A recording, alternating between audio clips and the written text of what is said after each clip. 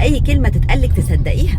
في ناس مزاجها في الكلام لكن فعل ما تلاقيش. ادي كده فرصه للي قدامك ياخد راحته في الكلام وهو هيكشف نفسه بنفسه. الذكاء مننا عشان نفهم اللي قدامنا نديله فرصته في الكلام خالص واوعي تقطعيه.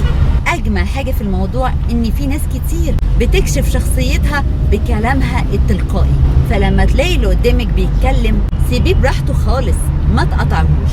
لكن تقلقي امتى؟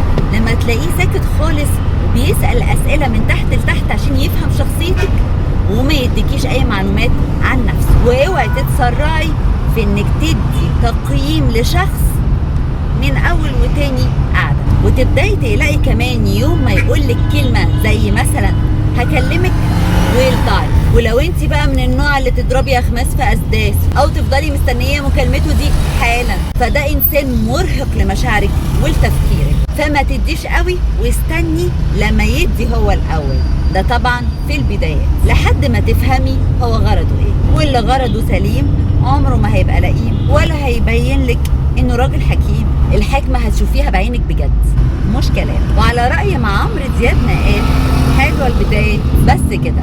سلام.